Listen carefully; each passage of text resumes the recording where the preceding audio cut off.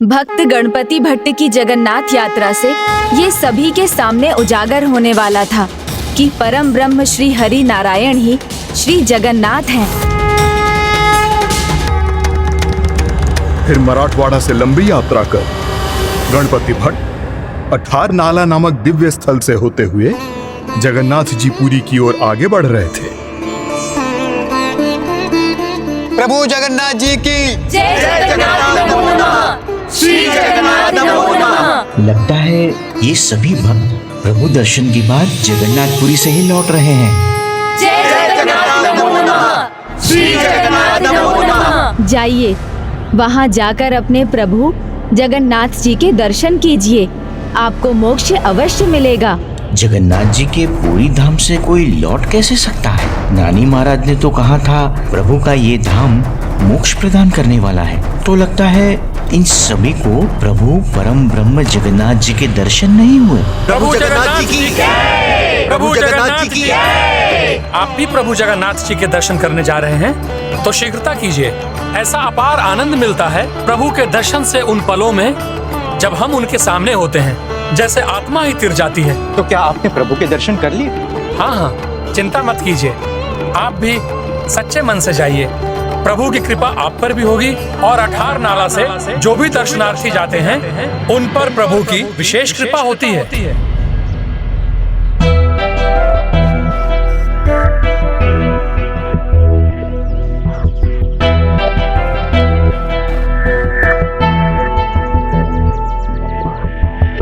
मन में कोई संशय मत रखिएगा, आप अठार नाला से जा रहे हैं, आप पर भी प्रभु की विशेष दया दृष्टि रहेगी। प्रभु की विशेष दया दृष्टि अर्थात मुक्ति। तो फिर ये इस अठार नाला से जाने पर भी जीवन मृत्यु के बंधन से बंधे क्यों लौट रहे हैं? आगे बढ़ने से पहले मुझे अपनी शंका का निवारण करना चाहिए, उचित मार्ग ज्ञात करना चाहिए। प्रभु, ये क्या कर रहे हैं आपके भक्त? बिना प्रभु दर्शन के ही क्यों लौट रहे हैं? लौट नहीं रहा है मेरा भक्त, कदाचित उसके भाग्य में मेरे साथ जगन्नाथ जी धाम की यात्रा का परम सुख और सौभाग्य लिखा है।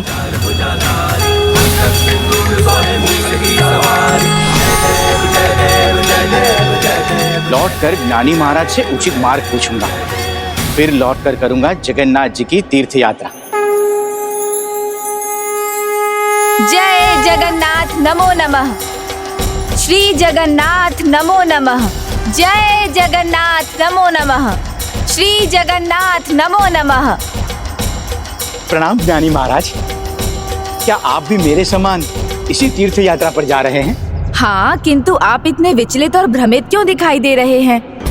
लगता है मुझसे कोई भूल हो चुकी है। ये वो जगन्नाथपुरी धाम नहीं है जिसके दर्शन से मोक्ष मिलता है। ना आपसे कोई भूल हुई है और ना ही आप कहीं भटके हैं। आप जगन्नाथ जी पुरी के उचित मार्ग पर दिव्य अठार नाला तक तो पहुंच भी चुके हैं। ये वही स्थान है जहां से होकर स्वयं यमराज जगन्नाथपुरी पहुंचे थे। इसलिए जो भक्त प्रभु के दर्शन करने इस मार्ग से जाते हैं तो यमराज उनके सभी पापों को क्षमा कर देते हैं। किंतु प्रभु के दर्शन से मुक्ति मिलती है तो स्वयं यमराज को ये कार्य करने की आवश्यकता क्यों है? प्रभु के दर्शन से मोक्ष अवश्य प्राप्त होता है, किंतु केवल उन्हें जो उसके योग्य होते हैं। मुझे क्षमा कीजिए ज्ञानी महाराज, मैंने आपके मार्गदर्शन पर संदेह किया। अब एक भी पल का विलंब किए बिना मुझे शीघ्र ही दर्शन के लिए जाना चाहिए। हाँ, आज देव स्नान पूर्णिमा का शुभ अवसर है। आज के दर्शन तो अद्भुत होंगे। जय जगन्नाथ नमो नमः, जय जगन्नाथ नमो नमः, जय जगन्नाथ नमो नमः, जय जगन्नाथ नमो नमः, जय जगन्नाथ नमो नमः, जय जगन्नाथ नमो नमः। क्या बात है कान्हा, तुम इतने अधीर दिखाई दे रहे हो और तुम्हारी दृष्टि द्वार पर ही गड़ी हुई है। किसी की प्रतीक्षा में हो क्या? लगता है आज फिर प्रभु का एक अद्भुत भक्त आने वाला है। भक्त तो अद्भुत अवश्य है, किंतु अभी तक वो मेरी भक्ति के रस में नहीं डूबा है।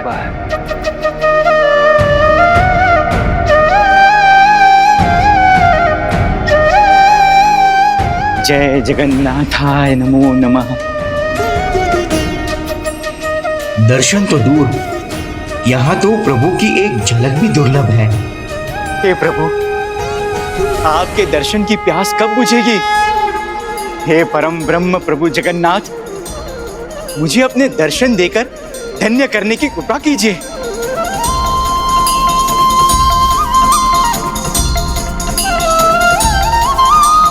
प्रभु जगन्नाथ जी की, प्रभु जगन्नाथ जी की, प्रभु जगन्नाथ जी की।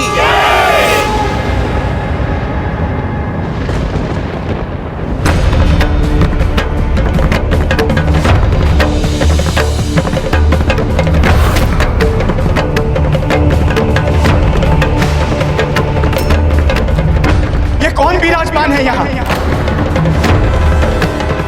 मेरे भगवान कहाँ हैं?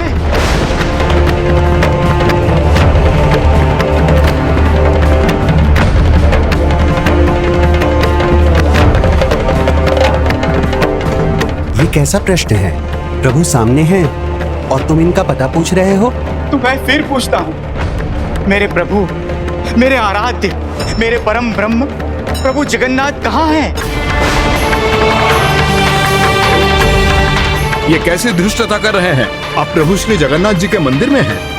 प्रभु श्री जगन्नाथ जी आपके सामने हैं। इनके सामने हाथ जोड़ो, प्रणाम करो प्रभु को और अपना जीवन धन्य कर लो। नहीं नहीं, ये परम ब्रह्म जगन्नाथ श्री गणेश जी नहीं है। मैं तो उनके दर्शन के लिए आया हूँ। क्या कहा तुमने? श्री गणेश जी? हाँ हाँ, परम ब्रह्म श्री गणेश जी। ये परम ब्रह्म जगन्नाथ जी अर्थात श्री कृष्ण जी का मंदिर है। ध्यान से देखिए इन्हें। ये देखिए, उनकी बहन देवी सुभद्रा और ये हैं उनके अग्रज प्रभु बलभद्र जी। ये उचित है, किंतु गणेश जी कहाँ हैं? ये कैसी बात कर रहे हैं आप? प्रभु श्री जगन्नाथ जी के मंदिर में आकर आप श्री गणेश जी के दर्शन की इच्छा रखते हैं? कदाचित तुमसे कोई भूल हो रही है। शायद आप सही कह रहे हैं, मुझसे ही कोई भूल हो गई, क्षमा कीजिए। ये परम ब्रह्म नहीं है, मेरे गणेश जी ही परम ब्रह्म है और मैं उनको ढूंढ कर ही रहूंगा।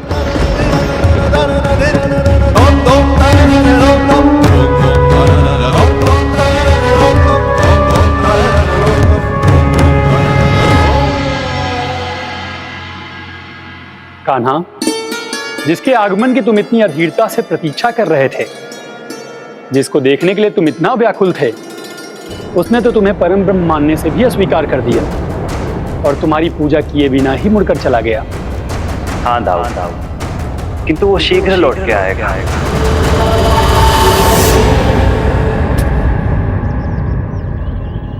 ये मैं कहाँ आ गया? मुझे उस दानी महाराज ने गलत स्थान पर क्यों भेज दिया? यहाँ तो मेरे परम ब्रह्म स्वरूप गणेश जी महाराज हैं ही नहीं। मुझे अब यहाँ से लौट जाना चाहिए। किंतु मैं कहाँ लौटूं? परम ब्रह्म स्वरूप गणेश जी के सिवा मेरा और कोई नहीं है। मैं तो मोह, माया सब त्याग कर आया हूँ। मुझे तो मोक्ष चाहिए। जगन्नाथपुरी धाम जाइए, वहाँ जाकर अपने प्रभु जगन्नाथ जी के दर्शन कीजिए, आपको मोक्ष अवश्य मिलेगा। अब मैं क्या करूं? कहाँ जाऊं?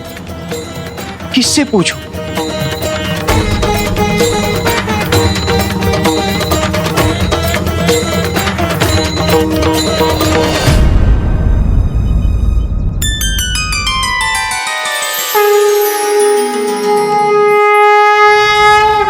मेरे प्रश्न का उत्तर मुझे मिल गया। मेरे पास प्रभु की भक्ति है, उनकी दी हुई कला मेरे हाथों में है। तो फिर मैं इतना विचार क्यों कर रहा हूं? मेरे प्रभु श्री गणेश यहाँ नहीं है तो वे अवश्य आएंगे, मैं उन्हें बुलाऊंगा।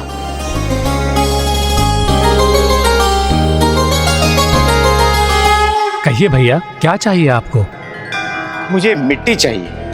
लोग कुम्हार के पास मूर्ति या घड़ा लेने आते हैं, आप पहले व्यक्ति हैं जो मिट्टी लेने आए हैं, पर क्या करेंगे मिट्टी का? क्या करूं? मैं कठिनाई में हूं। मैं अपने प्रभु से दूर हो गया हूं और उनके बिना मैं कुछ भी नहीं। इसलिए मैं उनकी मूर्ति गढ़ना चाहता हूं। मूर्ति गढ़नी है? पर क्यों भला? यहाँ तो कई प्रतिमाएं हैं प्रभु की, देखिए, पसंद कीजिए। नहीं नहीं, मुझे तो कुछ मिट्टी चाहिए। हो सके तो मुझे दे दो। दे दूंगा, किंतु बिना मूल्य चुकाए कुछ भी नहीं लेना चाहिए। धन तो नहीं है मेरे पास, आपका मूल्य कैसे चुकाऊंगा मैं?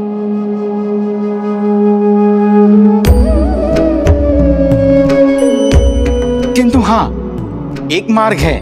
मैं यहाँ श्रम करके आपकी मिट्टी का मूल्य चुका सकता हूँ। चुका तो सकते हो, किंतु मिट्टी के बर्तन बनाने आते हैं?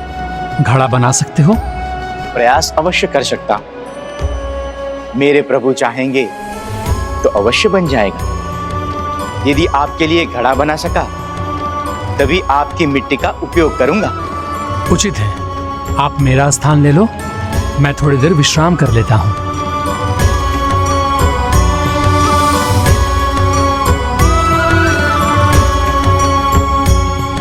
ओम गम गणपते नमः।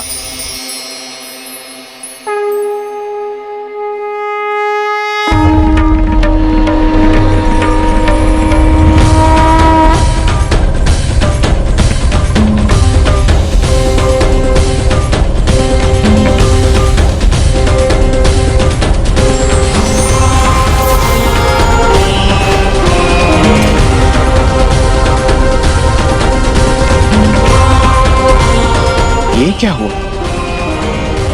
प्रभु गणेश जी की मूर्ति बदल कैसे गई?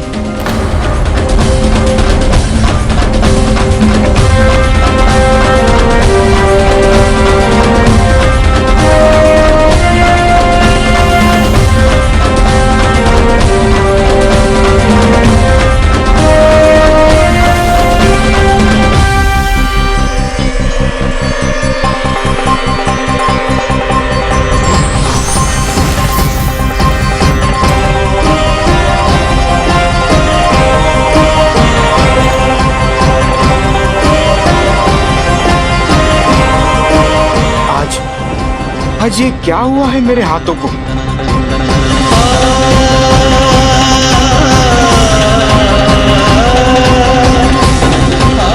संभव है स्थान का प्रभाव हो रहा है मुझ पर।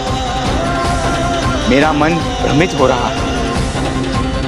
मैं फिर से प्रयास करता हूं।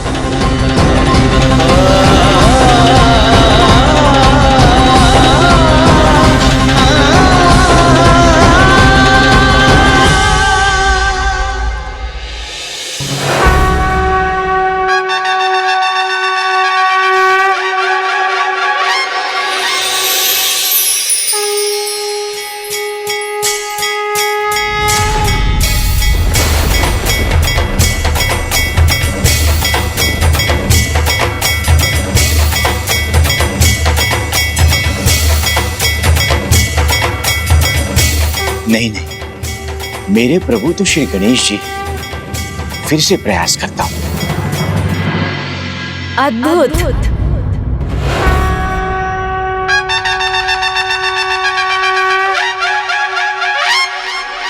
संपूर्ण जगन्नाथ जी पुरी में मैंने आपसे श्रेष्ठ मूर्तिकार नहीं देखा। आप मुझे भटकाकर, मुझे गलत मार्ग पर भेजकर अब क्यों आए हैं यहाँ? ये देखिए, ये क्या कर दिया आपने मेरे हाथों को? जिन हाथों ने अपने परम ब्रह्म प्रभु श्री गणेश जी की मूर्ति के अलावा किसी अन्य की मूर्ति बनाई ही नहीं, आज वही हाथ यहाँ आकर अपने प्रभु श्री गणेश जी की मूर्ति बनाने में असमर्थ हैं। संभव है आपके प्रभु आपके सामने हैं और आप ही उन्हें पहचान नहीं पा रहे हैं। नहीं नहीं, अब मैं कुछ नहीं सुनूंगा, आपकी कोई बात नहीं मानूंगा। आपने मुझे क्या कहा था? यहाँ मुझे प्रभु जगन्नाथ जी श्री गणेश जी के दर्शन होंगे, मोक्ष प्राप्त होगा। किंतु यहाँ तो कुछ और ही हुआ। मैं जान गया हूं ये स्थान मेरे लिए उचित नहीं है। ये स्थान छोड़कर मुझे कहीं और जाना चाहिए। रुकिए, आप कहाँ जा रहे हैं गणपति भट्ट जी? और कहाँ? जहाँ मेरे प्रभु श्री गणेश जी हैं। मैं उन्हें ढूंढने जा रहा हूँ। तो कहीं जाने की भला क्या आवश्यकता है? मैं तो यही हूँ, आपकी बनाई हर मूर्ति में।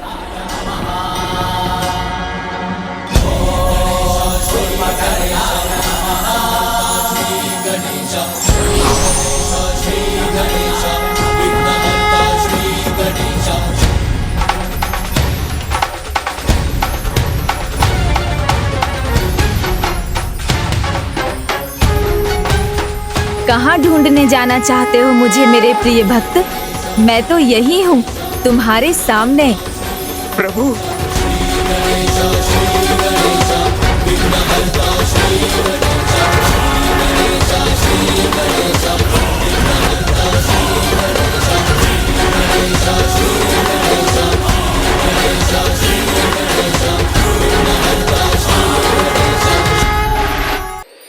प्रभु। हाँ गणपति भट्ट, मैं ही हूँ यहाँ। ध्यान से देखो और पहचानो मुझे।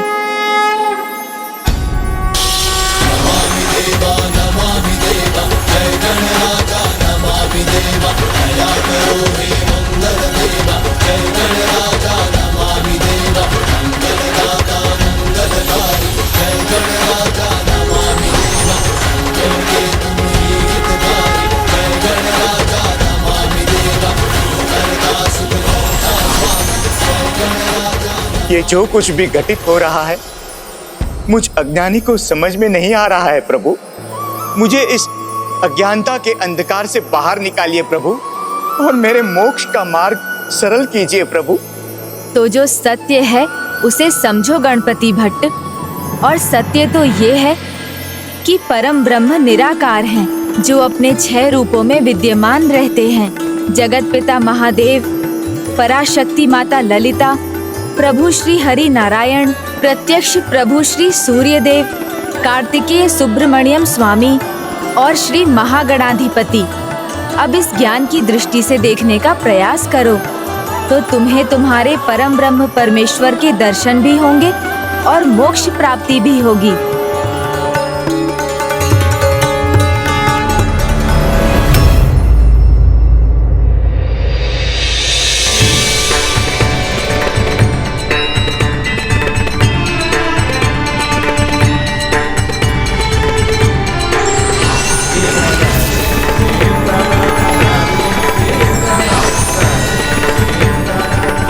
और सत्य तो ये है कि परम ब्रह्म निराकार हैं, जो अपने 6 रूपों में विद्यमान रहते हैं।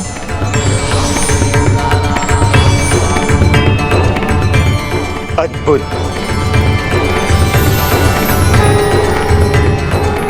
आपने घड़ा बना दिया?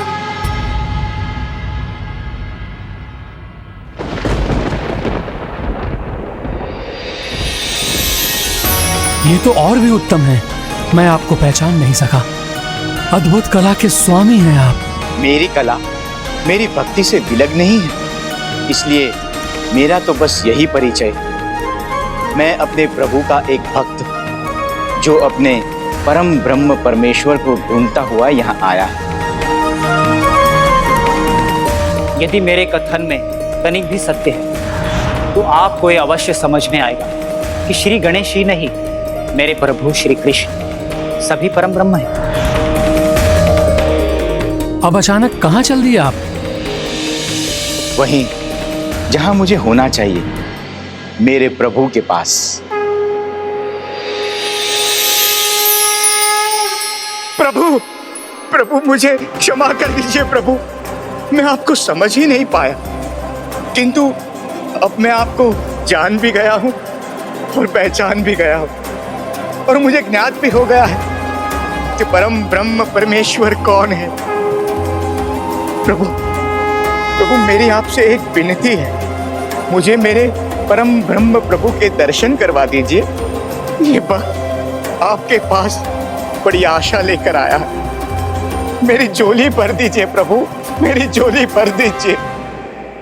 मेरी झोली भर दीजिए प्रभु, मेरी झोली भर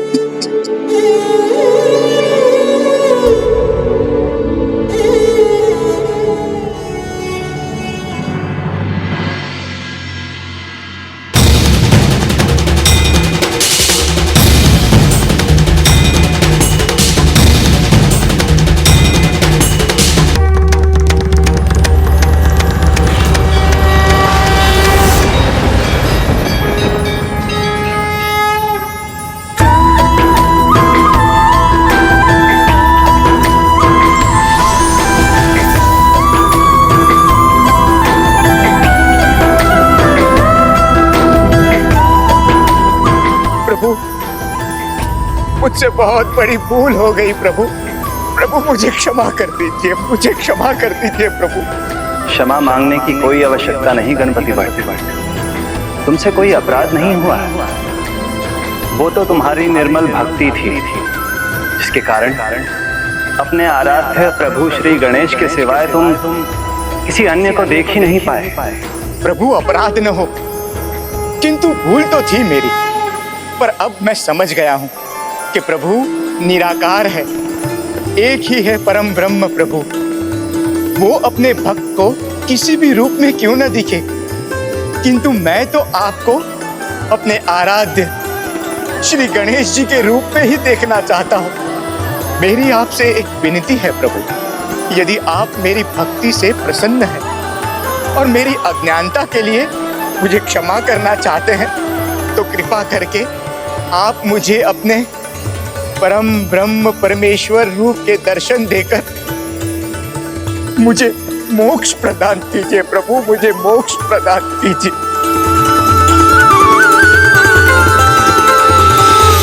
मुझे अपने परम ब्रह्म परमेश्वर रूप के दर्शन देकर मुझे मोक्ष प्रदान कीजिए प्रभु, मुझे मोक्ष प्रदान कीजिए। तथास्तु तथास्तु।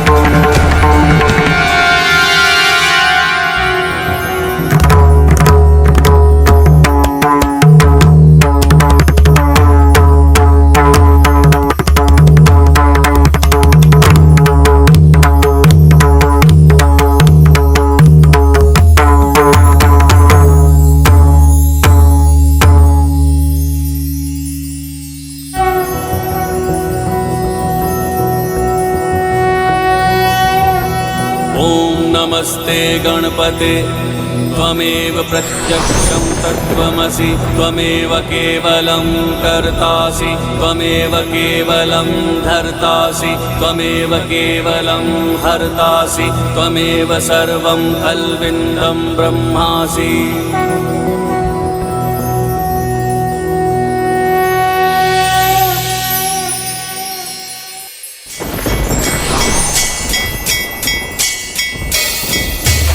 मैं धन्य हो गया प्रभु, आपके इस विराट स्वरूप के दर्शन करके मेरे जीवन का उद्देश्य पूर्ण हुआ। अब आप अपने इस भक्त को स्वयं में समाहित करके मोक्ष प्रदान करने की कृपा कीजिए प्रभु परम ब्रह्म परमेश्वर। गणपति भट्ट, परम ब्रह्म के सत्य को उजागर करना ही तुम्हारे जीवन का उद्देश्य था। अब समस्त संसार को भी ज्ञात होगा कि जगन्नाथपुरी ही परम ब्रह्म धाम है। अब प्रत्येक वर्ष देवस्थान के दिन तुम्हारी भक्ति को सार्थक करने के लिए जगन्नाथपुरी मंदिर में स्थापित प्रतिमाओं को गजानन गणेश रूप में सज्जित किया जाएगा और पूजा जाएगा। और अब जिस इच्छा से तुम यहाँ आए हो उसे पूर्ण करने का समय आ गया। मैं तुम्हें मोक्ष प्रदान करता हूँ। मैं तुम्हें मोक्ष प्रदान करता हूँ।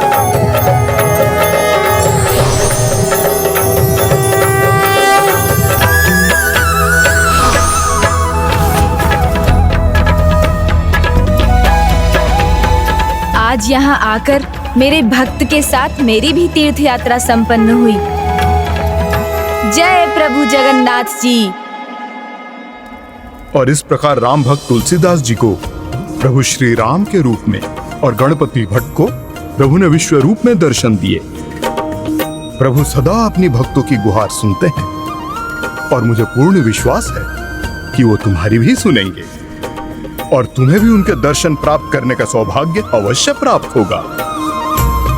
अब मुझे जाना चाहिए, पूजा का समय हो गया। आप मुझे विश्वास तो दिला रहे हैं कि प्रभु आएंगे, किंतु मैं कहाँ तुलसीदास जी या गणपति भट्ट जी जैसा महान भक्त हूँ कि प्रभु आएंगे और स्वयं मुझे अपने दर्शन देंगे। प्रभु पर विश्वास रखो, क्योंकि तुम्हारे विश्वास में अपार शक्ति है। संभव है उनके लिए तुम भी उनके अन्य विशेष भक्तों के समान ही हो।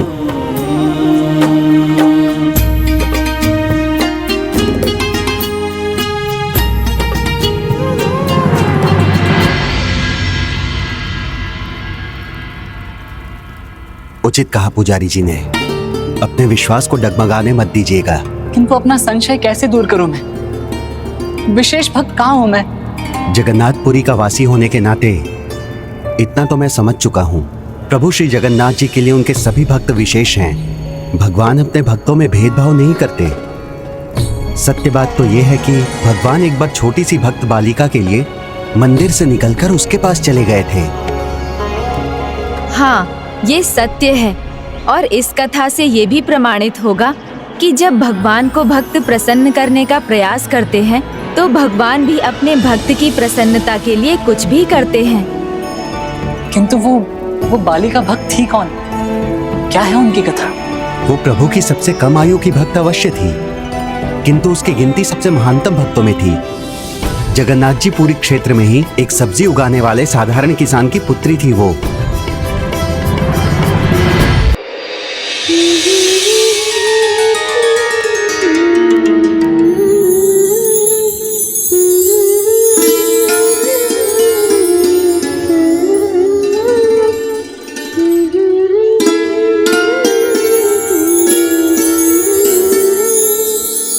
बेला, ओ बेला,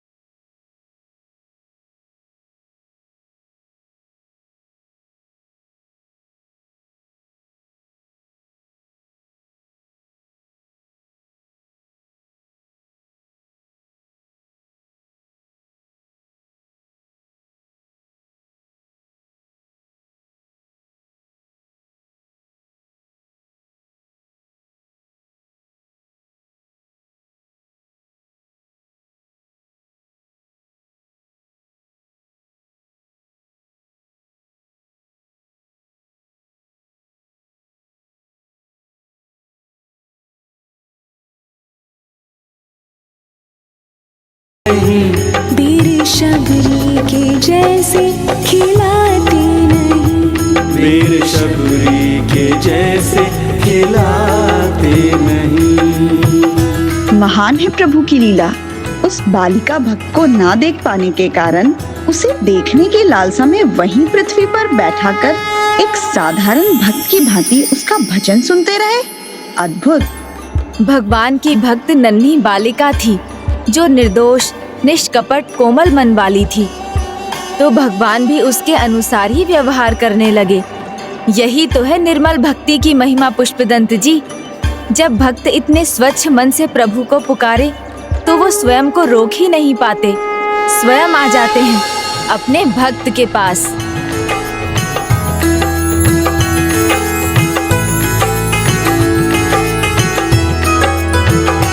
अच्युतं केशवं कृष्ण दामोदरं अच्युतं केशवं कृष्ण दामोदरं राम नारायणं जानकी वल्लभं राम नारायणं जानकी वल्लभम्।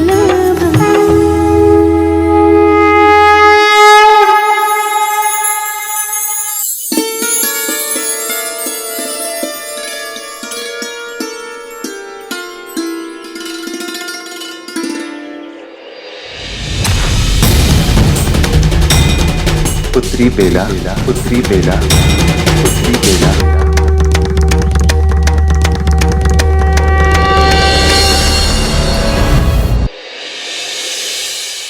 पुत्री बेला, पुत्री बेला, पुत्री बेला।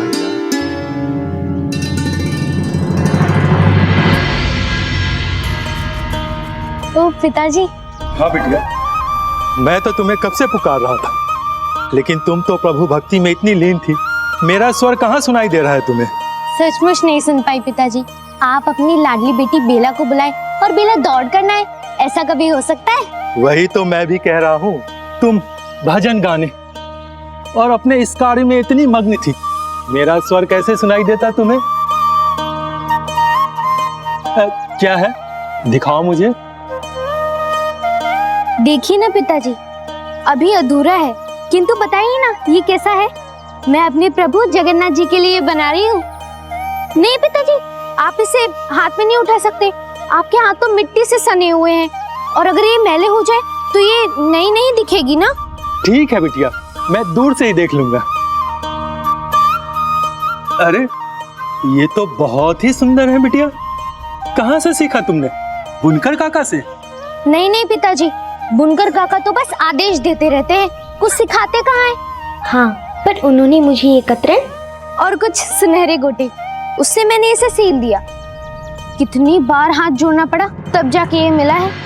किंतु आप ये बताइए ना पिताजी, ये कैसा है? प्रभु जगन्नाथ जी इसे धारण कर प्रसन्न होंगे ना? होंगे ना प्रसन्न प्रभु इसे पाकर? अवश्य प्रसन्न होंगे, और मुझे तो लगता है वो तुम्हारे भजन सुनकर ही प्रसन्न हो गए होंगे बिटिया। तब तो कितनी अच्छी बात है। किंतु आपके मुख के भाव से ऐसा लग रहा है कि आप मुझे कुछ बताना चाहते हैं। बताना नहीं है बिटिया, तुम्हें कुछ दिखाना चाहता हूँ, आओ मेरे साथ। ठीक है।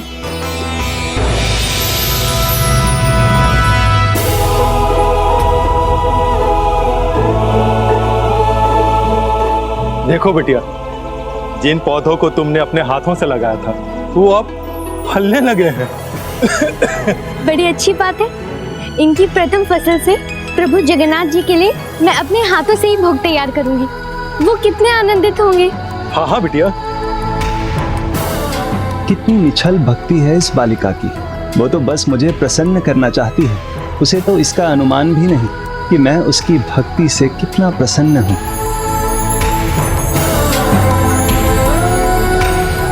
बेला, ये लो प्रसाद।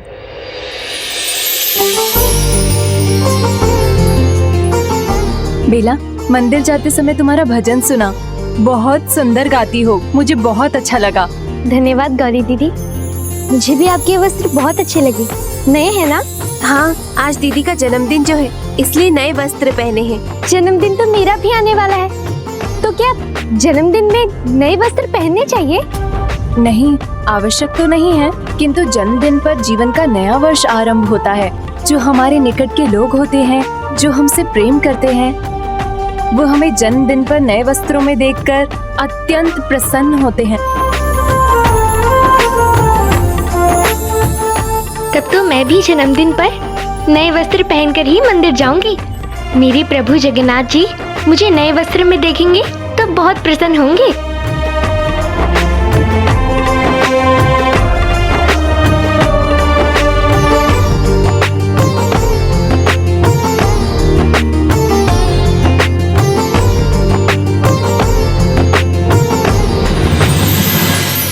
प्रभु को भी ज्ञात था कि उनकी भोली भक्त को कुछ चाहिए था, तो बस अपने प्रभु को प्रसन्न करना। किंतु अपने भक्तों को प्रसन्न रखने का उत्तरदायित्व तो भगवान का है ना, तो क्या वो अपने लिए वस्त्र ले पाई? बेला समझदार थी।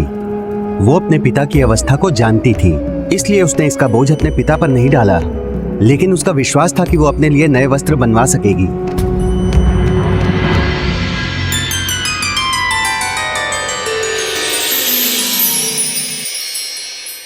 नहीं नहीं, तुम्हें यहाँ आने की अनुमति नहीं है बेला।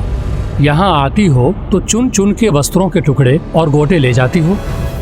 किंतु काका, मैं तो आपकी सहायता भी करती हूँ और जो भी लेके जाती हूँ सब आपको दिखा के तो लेके जाती हूँ। तुम्हारे भोले मुख के सामने मैं कुछ कह नहीं पाता। तो फिर आज मैं जो भी मांगूंगी उसके लिए आप मना मत कीजिएगा। नहीं, अतिरिक्त स्वर्ण गोटा नहीं है मेरे पास। नहीं, वो नहीं चाहिए मुझे, तो बस अपने लिए एक नई साड़ी चाहिए। नई साड़ी तुम्हारे लिए? हाँ, 3 माह में मेरा जन्मदिन जो है, नवीन साड़ी पहनूंगी, प्रभु जगन्नाथ जी की पूजा करूंगी और उन्हें प्रसन्न भी करूंगी। आप चिंता मत करिए काका, मैं नई साड़ी थोड़ी ना मांग रही हूँ। आप बस मुझे धागे और वस्त्र दे दीजिए, तो उससे मैं अपने हाथों से ही अपने लिए साड़ी बना लूंगी। और अपने हाथों से बनी हुई साड़ी जब मैं पहनकर जाऊंगी ना, तो प्रभु जगन्नाथ जी कितने प्रसन्न होंगे ना। बेटा, पूरी साड़ी बना देना किसी बालिका के लिए सरल कार्य नहीं है ये। प्रभु जगन्नाथ जी के लिए मैं इंद्रधनुषी मुकुट सिल रही हूँ, तो क्या 3 माह में मैं अपने लिए साड़ी नहीं बना सकती? बिटिया, इन कुछ टुकड़ों से साड़ी नहीं बन पाएगी। इसे बड़े ध्यान से बुनना होता है। मुकुट बनाने जैसा सरल कार्य नहीं है ये। अर्थात मैं नई साड़ी नहीं पहन सकूंगी? क्षमा करना बिटिया, झूठा दिलासा मैं देता नहीं और तुम्हें एक नई साड़ी उपहार में नहीं दे पाऊंगा। नहीं काका, मुझे कोई उपहार नहीं चाहिए। तब तो तुम्हें उसके लिए कार्य करना होगा या उसे मोल लेना होगा। मोल लेना होगा? अर्थात उसके लिए तुम्हारे पास धन होना चाहिए। तुम मुझे धन दोगी और उसके बदले में मैं तुम्हें तुम्हारी साड़ी दे दूंगा। किंतु काका, धन तो नहीं है मेरे पास, लेकिन ये सब्जियां हैं। क्या इन सब्जियों के बदले मुझे नई साड़ी मिल जाएगी? चिंता मत कीजिए काका, मैं प्रभु जगन्नाथ जी को प्रसन्न करना चाहती हूँ। उचित है, फिर मैं तुम्हारे लिए साड़ी बना दूंगा, पर इस एक सब्जी से कुछ नहीं होगा। तुम्हें 3 माह प्रतिदिन सब्जियां लानी होंगी। आप चिंता मत करिए काका, सोमवार को लौकी, मंगलवार को करेले, बुध को कद्दू, बृहस्पति को बैंगन, शुक्रवार को फली, शनिवार को पालक और रविवार को गाजर और मटर ले आऊंगी। ठीक है, फिर तुम्हारे जन्मदिन के 1 दिन पहले मैं तुम्हें साड़ी दे दूंगा। अभी इतना प्रसन्न मत हो जाओ। एक और बात है, तुम्हें मेरे काम में हाथ बटाना होगा। मेरा सहायक मूर्ख है और आलसी भी, सदा देर से आता है। किंतु मैं तो सदा आपके कहे हुए समय से पहले ही आ जाऊंगी। ये लीजिए।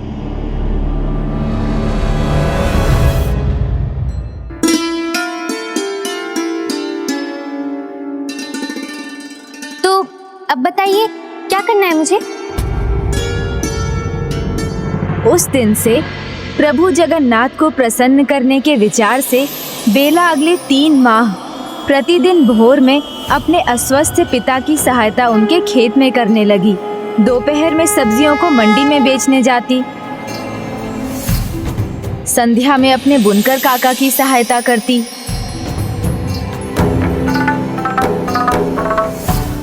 और रात्रि में भोजन पकाने में अपने पिता की सहायता करती। उसके पश्चात जगन्नाथ जी के मुकुट पर कार्य करती और इतना सब करते हुए भी उस नन्ही बालिका के मुख पर एक भी शिकन नहीं आती थी। उसके मुख पर सदा हंसी रहती और होठों पर प्रभु जगन्नाथ जी का भजन। अच्युतं केशवं कृष्ण दामोदरम, अच्युतं केशवं कृष्ण दामोदरम, राम नारायणं जानकी वल्लभं, राम नारायणं जानकी वल्लभं। कौन कहते हैं भगवान आते नहीं, कौन कहते हैं भगवान आते नहीं, तुम मीरा की जैसे बुलाते नहीं, तुम मीरा की जैसे बुलाते नहीं। इस प्रकार प्रभु प्रतिदिन उसका भजन सुनने आते थे और वो प्रतिदिन पूरी निष्ठा से प्रभु को प्रसन्न करने के विचार से निरंतर कार्य करती रहती थी और 3 माह बाद वो दिन आ ही गया। वो नई साड़ी पाने के विचार से बहुत उत्साहित थी, किंतु हुआ कुछ और ही। जगन्नाथ जी मुझे नए वस्त्र में देखकर बहुत प्रसन्न हो जाएंगे। गौरी दीदी, क्या हुआ? कल मेरा जन्मदिन है और आज मुझे एक नई साड़ी मिलने वाली है। आपने कहा था ना, जो लोग हमारे सबसे निकट होते हैं वो हमें नए वस्त्रों में देखकर बहुत प्रसन्न हो जाते हैं। और वैसे भी मेरे सबसे निकट तो मेरे पिताजी और प्रभु जगन्नाथ जी हैं। होंगे ना दोनों प्रसन्न? हाँ हाँ अवश्य, क्यों नहीं। और तुम्हारे मुख पर छाई प्रसन्नता से वो अछूते कैसे रह सकते हैं, वो भी विशेष रूप से तुम्हारे प्रभु जगन्नाथ जी। अच्छा दीदी, मैं चलती हूँ, मेरी साड़ी तैयार होगी। काका, काका, काका। वो तो है नहीं यहाँ, अचानक उन्हें बाहर जाना पड़ा। तो मेरी साड़ी वो कहाँ है? कौन सी साड़ी? वो लाल वाली जो काका मेरे लिए बुन रहे थे। मुझे कैसे पता वो तुम्हारे लिए बना रहे थे या किसी और के लिए बुन रहे थे? ये क्या कह रहे हो भैया? आपको भी पता है कि काका और मेरे बीच में क्या तय हुआ था। उन्होंने तो वो लाल साड़ी भी दिखाई थी मुझे, उसमें बस थोड़ा सा ही काम बाकी था। अब जिनसे तय हुआ था उनसे पूछ लेना। और अब जाओ, मुझे इस बारे में कुछ ज्ञात नहीं है। किंतु मेरी साड़ी, और मैं प्रभु जगन्नाथ जी को कैसे प्रसन्न करूंगी? और वैसे भी मुझे दुखी देखकर वो भी तो दुगना दुखी हो जाएंगे ना।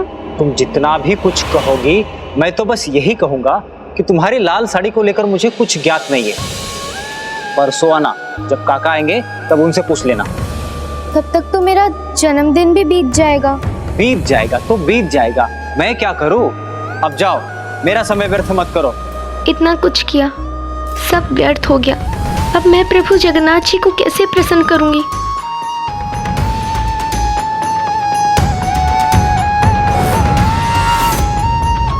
अभी भी मेरी ये नन्ही भक्त इसलिए दुखी है कि मुझे प्रसन्न नहीं कर सकेगी। इसलिए नहीं कि अपने जन्मदिन पर नवीन वस्त्र नहीं पहन सकेगी।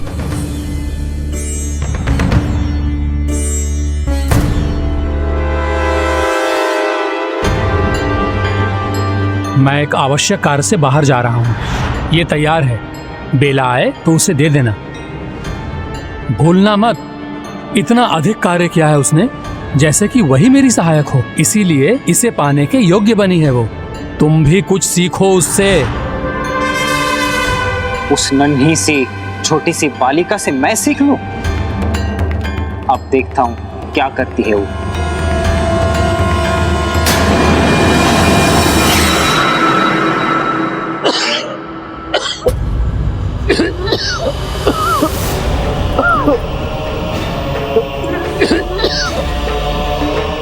पिताजी, ये लीजिए, जल लीजिए।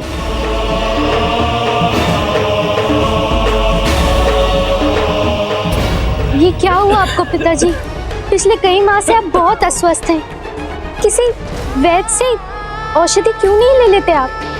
अभी तक नहीं दिखाया उन्हें? तो कोई बात नहीं, मैं अभी वैद्य जी को बुला लाती हूँ। रहने दे बिटिया, बहुत तक मैं ठीक हो जाऊंगा। बस तू मुझे काढ़ा ला के दे दे। जी पिताजी।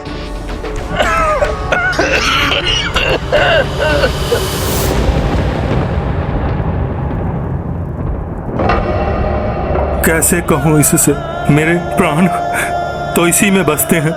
इसे निराश होते नहीं देख सकता, इसीलिए वैद्य जी के पास नहीं गया, जिससे औषधि पर व्यय करने के स्थान पर इसके लिए नई साड़ी ला सकूं।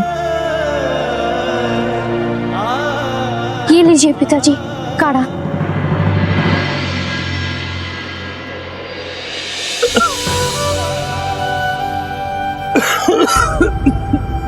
चिंता मत करो बिटिया, मैं कल तक ठीक हो जाऊंगा।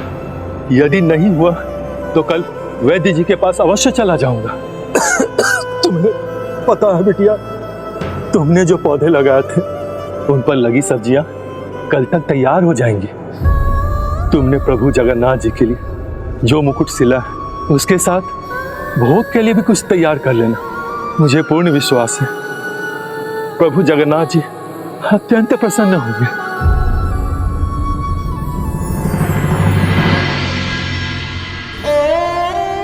क्या हुआ बिटिया? मेरी नन्ही गुड़िया रो क्यों रही है? पिताजी, वो बुनकर काका बाहर गए और वो लाल साड़ी जो वो मेरे लिए बना रहे थे उसे देना भूल गए। अब कल मैं क्या पहनूंगी? मैं वहां गई, मैंने उन्हें सब्जियां दी, उनके काम पे हाथ बटाया और फिर भी वहां के सहायक ने मुझे डांट डांट के वहां से बाहर निकाल दिया। मैंने उन्हें कितनी बार कहा कि भैया ऐसा मत करिए, मैंने इतना कार्य किया है, मुझे साड़ी तो मिलनी चाहिए ना। फिर भी उसने मुझे वहां से धुतकार कर भगा दिया।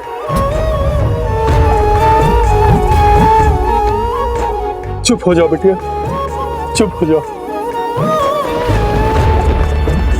रोते नहीं बिटिया, रोते नहीं। चुप हो जाओ बिटिया, चुप हो जाओ, चुप हो जाओ। मैंने जो कुछ भी किया सब प्रभु जगन्नाथ जी को प्रसन्न करने के लिए किया। अब वो कैसे प्रसन्न होंगे? जन्म दिवस के अवसर पर भी मैं ये पुराने वस्त्र पहनकर उनके सामने जाऊंगी तो वो बहुत दुखी होंगे।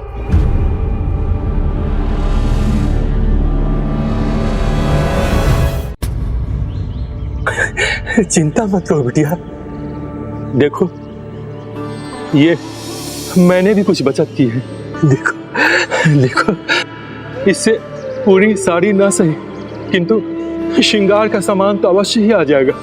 नहीं पिताजी, आपके उपचार से बढ़कर और कुछ नहीं है मेरे लिए। मेरे प्रभु दयालु हैं। मैं यदि क्षमा मांगूंगी तो मुझे क्षमा कर देंगे, किंतु आप चिंता ना करिए। मैं मेरे प्रभु को कह दूंगी कि मैं मेरे अगले जन्म दिवस पर एक नई साड़ी पहन कर आऊंगी। क्या करूं, बुनकर काका को जाना पड़ा ना, इसलिए। नहीं तो मुझे मेरी साड़ी अवश्य देते। क्या ये है वो साड़ी जो बुनकर जी तुम्हें देने वाले थे?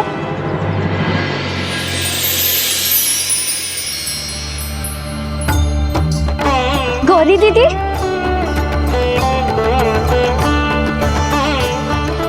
ये तो यही है। किंतु दीदी, ये आपको कैसे मिली? आज मैं तुमसे मिली थी ना, उसके बाद बुनकर काका से भेंट हुई मेरी। उन्होंने मुझे ये थमा दी कि इसे मैं तुम तक पहुंचा दूं, और उन्होंने कहा इसे पाने के लिए तुमने बहुत कठोर परिश्रम किया है, इसीलिए तुम्हें ये तो मिलनी ही चाहिए।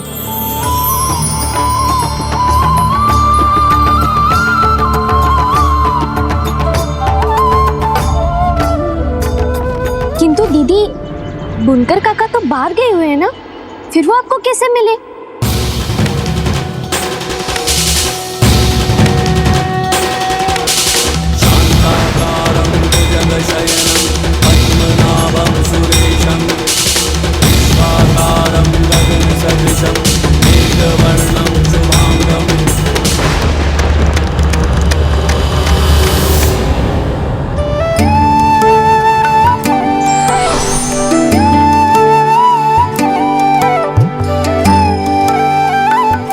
सुनो बिटिया,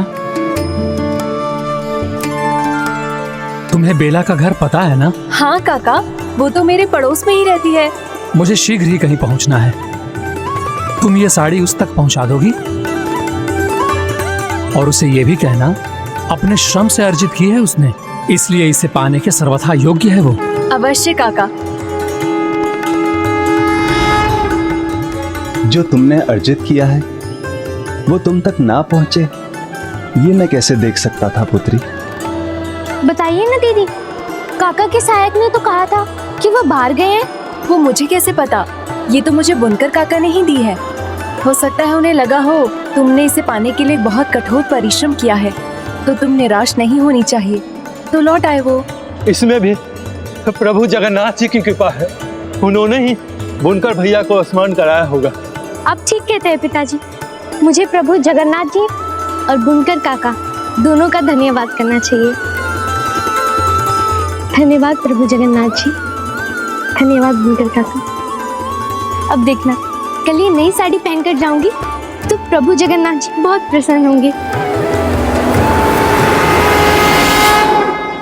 उपाय कोई भी हो, माध्यम कोई भी बने, किंतु जो कर्मों का फल है वो भक्त को अवश्य मिलना चाहिए।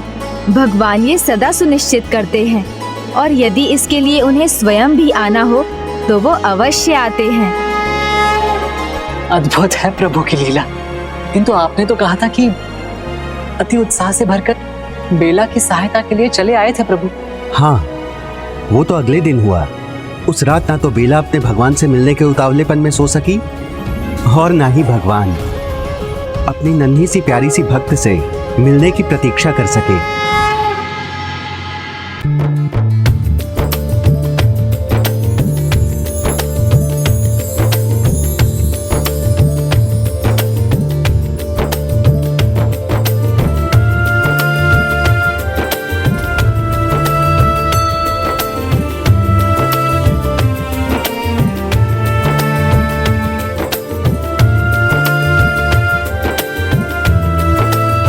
भैया को आज से पहले इतना अधीर कभी नहीं देखा।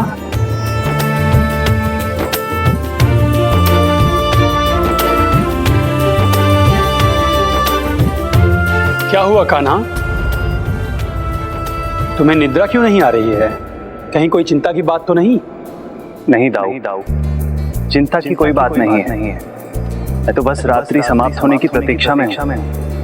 किंतु आप मेरे कारण मत रुकिए, आप विश्राम कीजिए। सत्य कहो कान्हा, कहीं कोई ऐसी चिंता तो नहीं है जिसमें तुम्हें मेरी सहायता की आवश्यकता होगी? आप विश्राम कीजिए।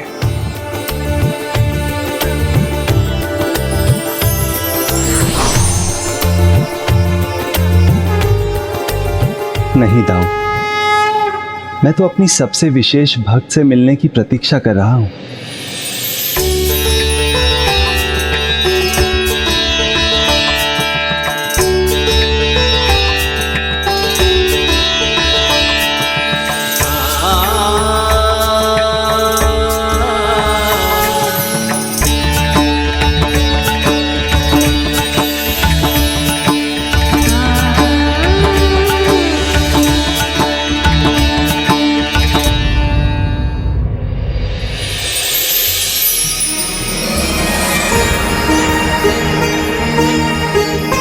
प्रभु जगन्नाथ जी, अपनी इस बार बेला से मिलने को तैयार हो जाइए, मैं आ रही हूँ।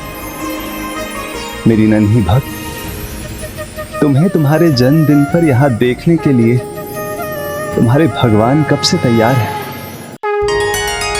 प्रभु जगन्नाथ जी की, प्रभु जगन्नाथ जी की, प्रभु जगन्नाथ जी की, प्रभु जगन्नाथ जी की, प्रभु जगन्नाथ जी की, प्रभु जगन्नाथ जी की, प्रभु जगन्नाथ जी की।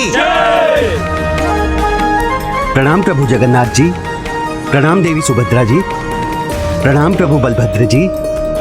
प्रणाम महाराज, प्रभु का पंचामृत लीजिए।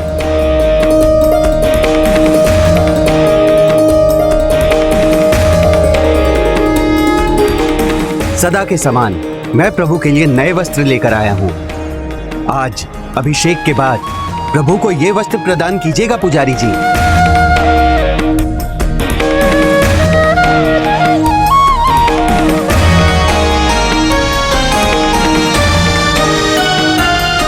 प्रभु जगन्नाथ जी की, प्रभु जगन्नाथ जी की।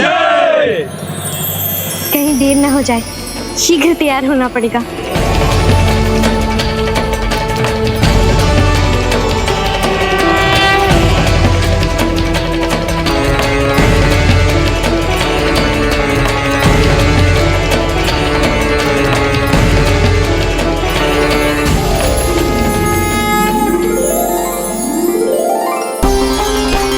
पिताजी,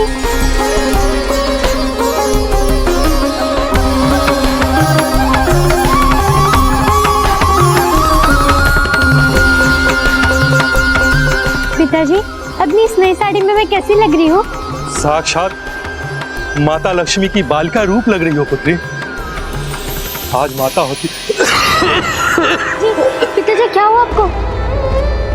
आप तो जोर से तप रहे हैं पिताजी। थोड़े बहुत जोर से कुछ नहीं होता पुत्री, तुम मेरी चिंता मत करो। तुम तो अपने प्रभु जगन्नाथ जी के दर्शन करने जाओ। आज मेरी पुत्री कितनी प्यारी और सुंदर लग रही है। इसे किसी की नजर ना लगे। अब तुम जाओ। जगन्नाथ जी तुम्हें देखकर आज अत्यंत आनंदित होंगे। आप ये क्या कर रहे हैं पिताजी? वही जो प्रतिदिन करता हूँ पुत्री। खेत पर तो जाना होगा ना सब्जियां लाने। किंतु आप तो स्वस्थ नहीं हैं और आज जाना आवश्यक है क्या? जाना आवश्यक है पुत्री, नहीं तो पेड़ में लगी हुई सब्जियां पक जाएंगी, फिर उनका कोई मूल्य नहीं देगा। तो फिर मैं तोड़ लाती हूँ उन्हें। नहीं पुत्री, तुम्हें तो जगन्नाथ जी के मंदिर जाना है। जाना है पिताजी, किंतु सब्जियां तोड़ लेने के बाद। मैं आपको ऐसी अवस्था में जाने नहीं दे सकती। किंतु पुत्री। पिताजी आप मेरी चिंता मत करिए, मैं अपना कार्य पूरा कर दर्शन करने जाऊंगी। प्रभु जगन्नाथ जी मुझ पर और भी अधिक प्रसन्न होंगे। चलिए आप विश्राम करिए। चलिए। ठीक है बिटिया। चलिए।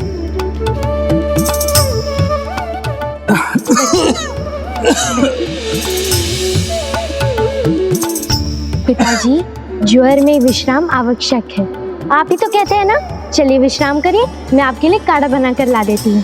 मैं चुटकियों में ही खेत का कार्य समाप्त कर दर्शन करने चली जाऊंगी और पलक झपकते ही यहाँ आ जाऊंगी।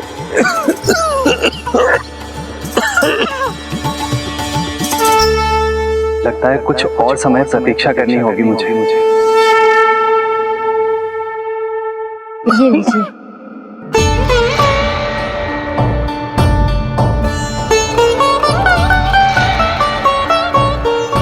अब आप सो जाइए और बाकी चिंता मुझ पर छोड़ दीजिए। ठीक है पुत्री।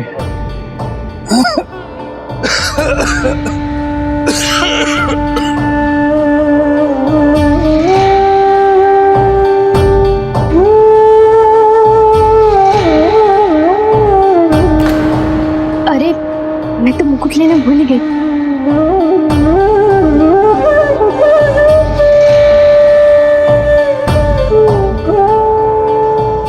फिर क्या हुआ गजानन?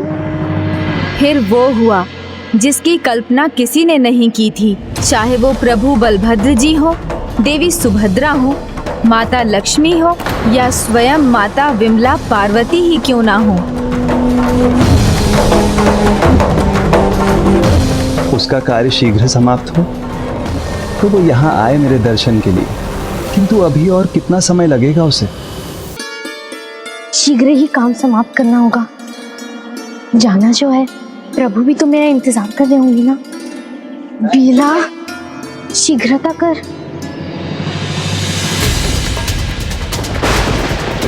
इसके नए वस्त्र तो कांटे में फंस गए।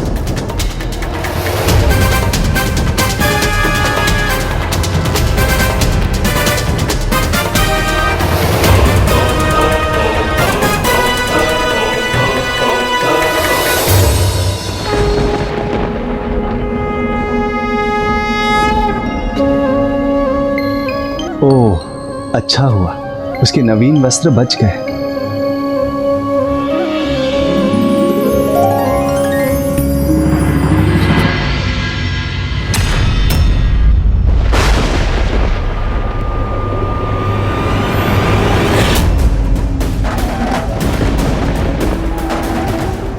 मैं पुराने वस्त्र पहनकर उनके सामने जाऊंगी तो वो बहुत दुखी होंगे।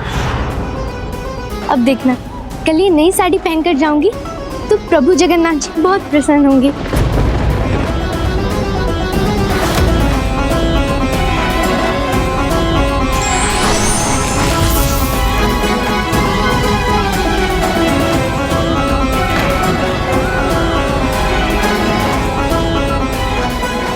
क्या हुआ भैया, आप इतने चिंतित क्यों हैं?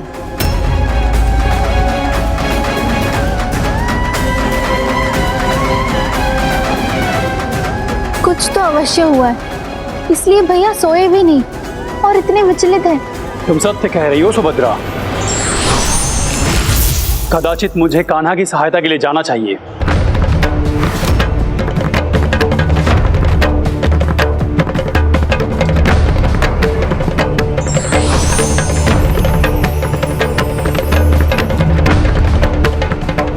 बलभद्र जी इतनी शीघ्रता में कहाँ जा रहे हैं? कुछ तो भयंकर हुआ ही होगा। ऐसी परिस्थिति में मैं मूक नहीं रह सकती। जो भी है मैं भी इसका सामना करूंगी।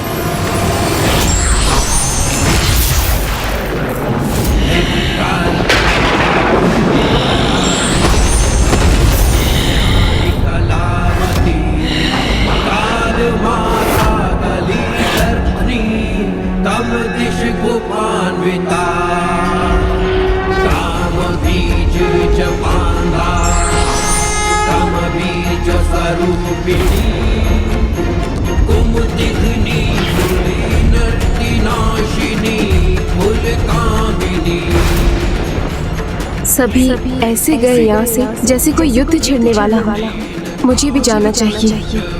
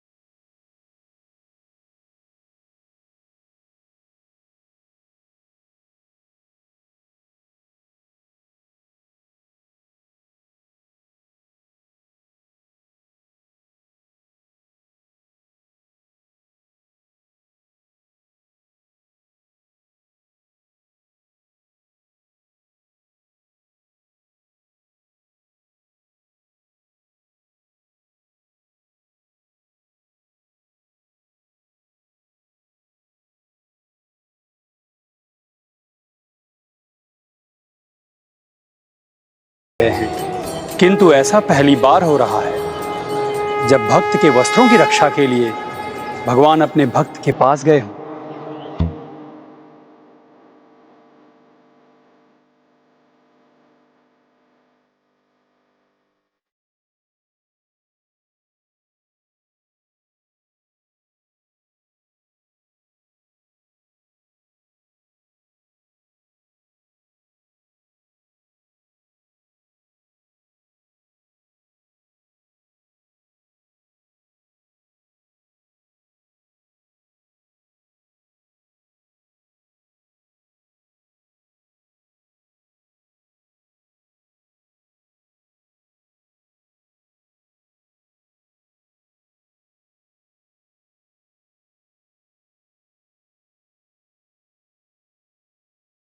ये तो इसी का प्रमाण है कि जितना आनंद भक्त को भगवान की सेवा में आता है, उतना ही आनंद भगवान को भी भक्त का कार्य करने में आता है।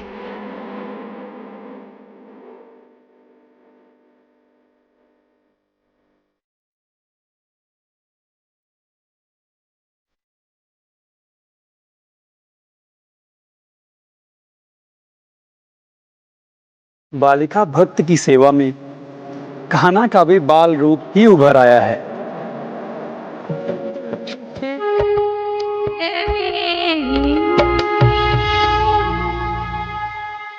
अब मुझे जाना चाहिए। पिताजी के उठने से पहले मैं मंदिर होकर घर लौट जाऊंगी।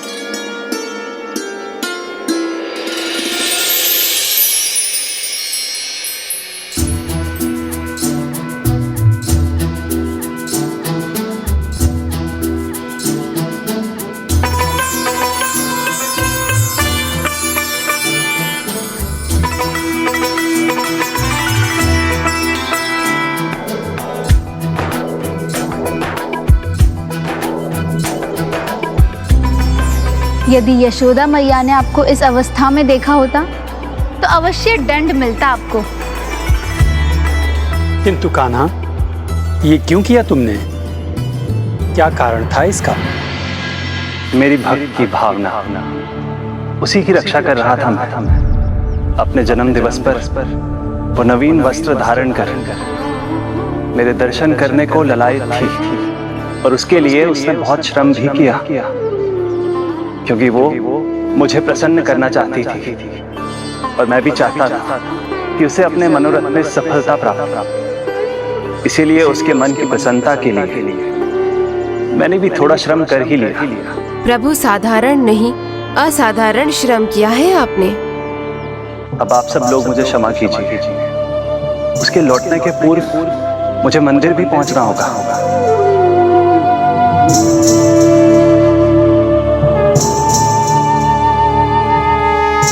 भक्त और भगवान दोनों ही अनोखे हैं।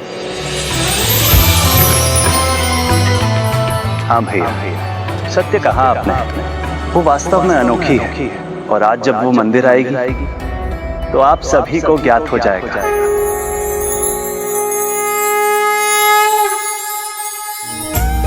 और फिर अपनी उस नन्ही भक्त से भेंट करने को आतुर उसकी उत्सुकता में प्रभु जगन्नाथ उन्हीं वस्त्रों में मंदिर में विराजमान हो गए और अपनी भक्त की प्रतीक्षा करने लगे। प्रभु जगन्नाथ जी की, प्रभु जगन्नाथ जी की, प्रभु जगन्नाथ जी की।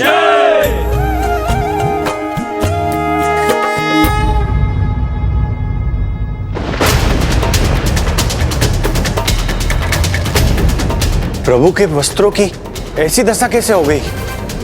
महाराज ने देखा तो अत्यंत क्रोधित होंगे। उन्होंने स्वयं आकर प्रभु के लिए नए वस्त्र पहुंचाए थे। जय श्री जगन्नाथ जी प्रभु, जय श्री जगन्नाथ जी प्रभु, जय श्री जगन्नाथ जी प्रभु, जय श्री जगन्नाथ जी प्रभु, जय श्री जगन्नाथ जी, जय श्री जगन्नाथ जी प्रभु। प्रणाम प्रभु। अब महाराज की दृष्टि प्रभु के वस्त्रों में पड़ेगी।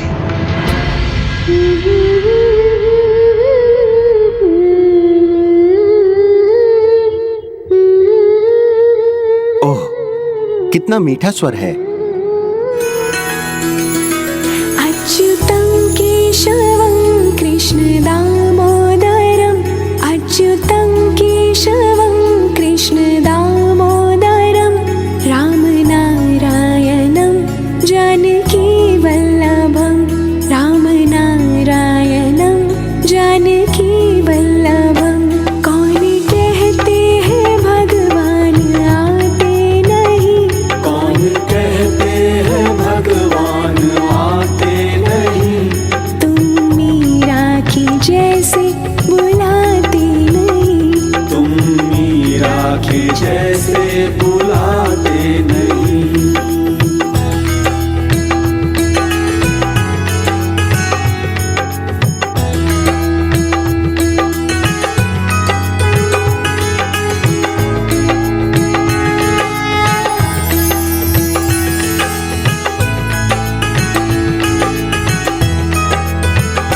अच्युतं केशवं कृष्ण दामोदरम्, अच्युतं केशवं कृष्ण दामोदरम्, रामनारायणं जानकी वल्लभं, रामनारायणं जानकी वल्लभम्। कौन कहते हैं भगवान खाते नहीं, कौन कहते हैं भगवान खाते नहीं, बीर शबरी के जैसे खिलाते नहीं। इतना मधुर स्वर, जैसे साक्षात देवी सरस्वती इसके कंठ में निवास करती हो। मैं स्वयं को रोक नहीं सकती। अद्भुत स्वर, जैसे कानों में किसी ने मिठास घोल दी हो। उसे देखना ही चाहिए।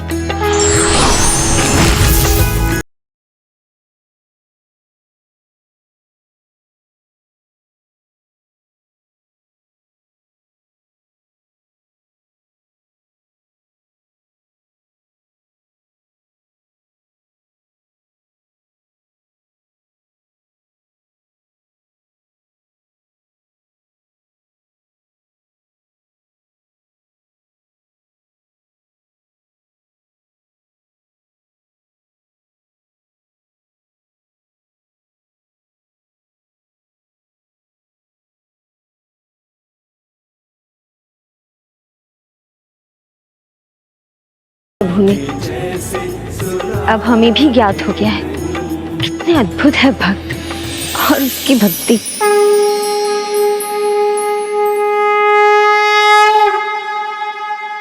देखिए प्रभु, मैंने वचन दिया था ना नए वस्त्रों में आऊंगी यहाँ, तो मैंने अपना वचन निभा दिया। देखिए ना,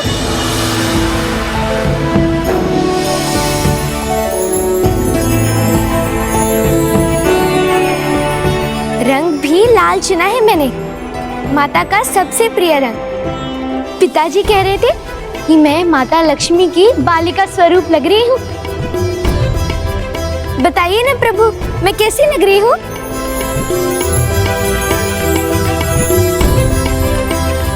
ओह, तो आप चिंता कर रहे हैं कि मैं आपके लिए कुछ लाई भी हूँ या नहीं।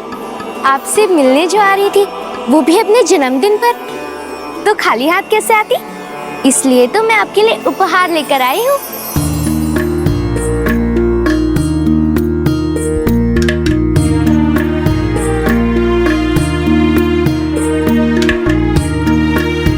कुछ पकाने का तो समय नहीं था, तो वो तो मैं अगली बार ही लाऊंगी।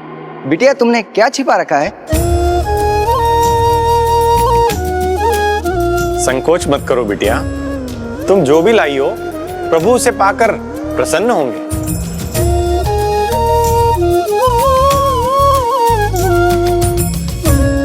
ये मुकुट मैंने अपने हाथों से बनाया है, किंतु पता नहीं प्रभु की प्रतिमा पर आएंगे भी या नहीं।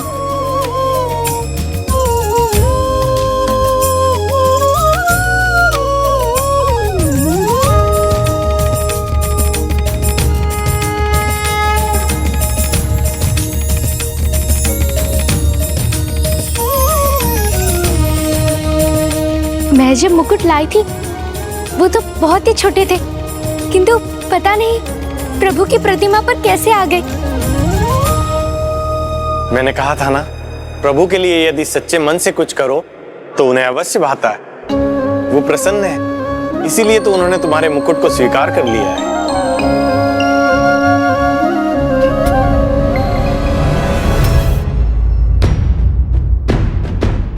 पुजारी जी, मैंने प्रभु जगन्नाथ जी को प्रसन्न करने के लिए नई साड़ी पहनी है, तो उन्होंने ऐसे मैले और फटे हुए वस्त्र क्यों धारण कर रखे हैं?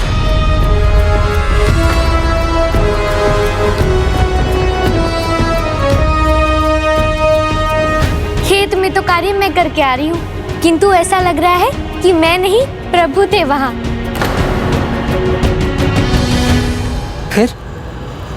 फिर क्या हुआ?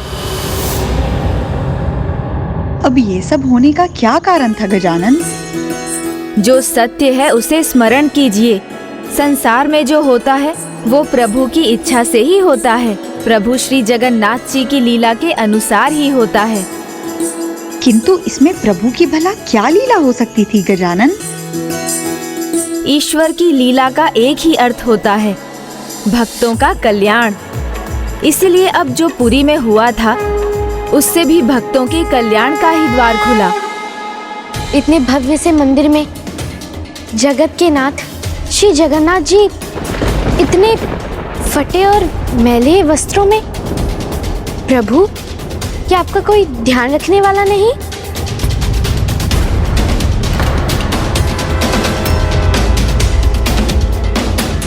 कान्हा, अब तुम ही बताओ अपनी इस नन्ही भक्त को कि उसकी सेवा में ही तुम मैले हुए हो।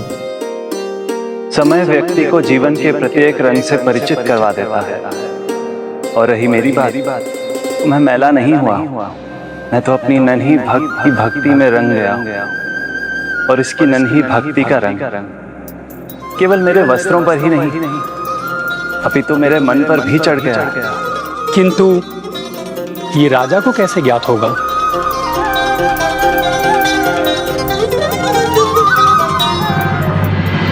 बड़ा दुष्ट है ये पुजारी। प्रभु के लिए मैं जो वस्त्र लाया था, लगता है वो इसने मोल दे दिए। पता नहीं कब से ये सब कर रहा है ये, किंतु अब मैं ऐसा फिर कभी नहीं होने दूंगा।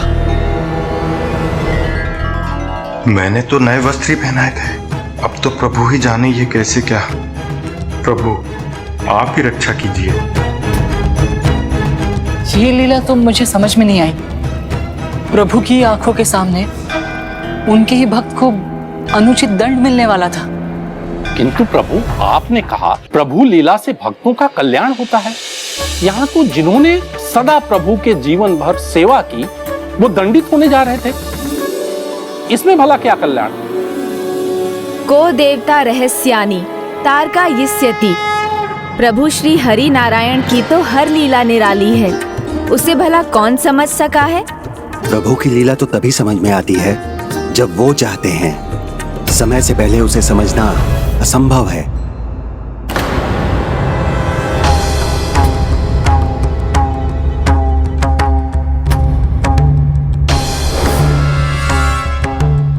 आप क्रोध और चिंता मत कीजिए, मैं हूँ ना, मैं ही अपने प्रभु के लिए अगली बार नए वस्त्र लेकर आऊंगी।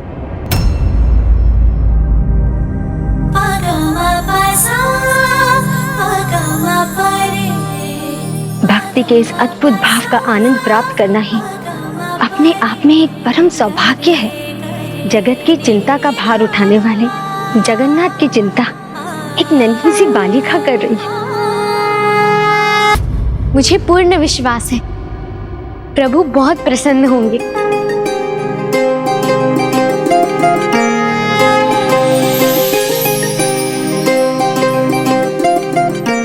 चिंता ना करें प्रभु, आपके लिए तो नए वस्त्र लूंगी ही, आपकी दाऊ और आपकी बहन देवी सुभद्रा के लिए भी लेकर आऊंगी।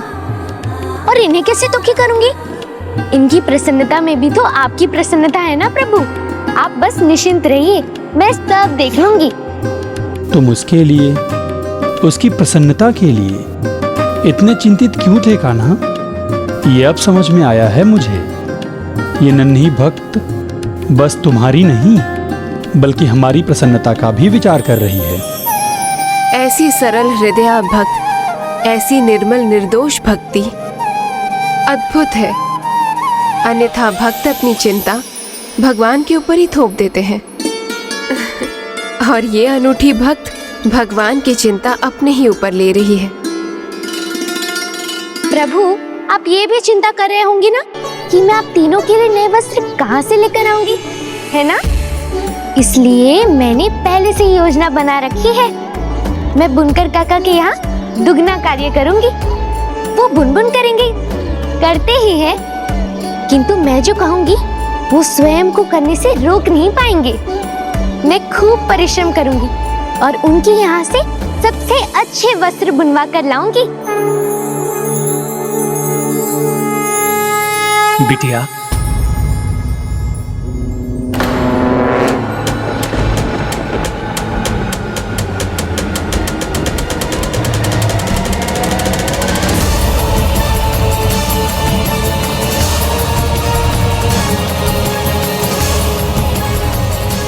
इस दुष्ट के कारण सब व्यर्थ हो गया। क्षमा करना बिटिया, मैं तुम्हें तुम्हारी नई साड़ी नहीं दे पाया। तैयार तो कर रखी थी, लेकिन इस दुष्ट ने उसे बाहर फेंक दी। इसने जो भी किया उसका दंड इसे भगवान ने दे भी दिया। तुम्हारी नई साड़ी बाहर फेंकने के बाद इसने झांक कर देखने का प्रयास किया और बाद में स्वयं ही आहत हो गया।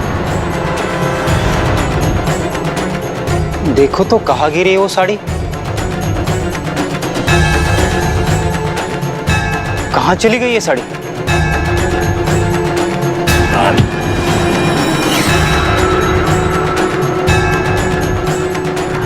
और देखो, इसे चोट भी लगी है। इसने जिस जिह्वा से तुम्हें भला बुरा कहा उसे अपने ही दांतों से भींच लिया और अब ये 2-3 दिन ठीक से बोल भी नहीं पाएगा। क्षमा करना बिटिया, अब तुम्हारी वो नई साड़ी खो गई है। बुनकर काका, आप भूल गए क्या? मैंने तो साड़ी पहनी है, देखिए ना।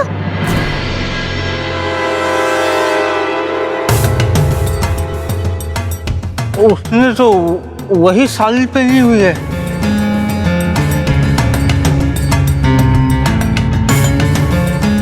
हाँ, ये तो वही साड़ी है, किंतु ये तुम्हारे पास कैसे पहुंची?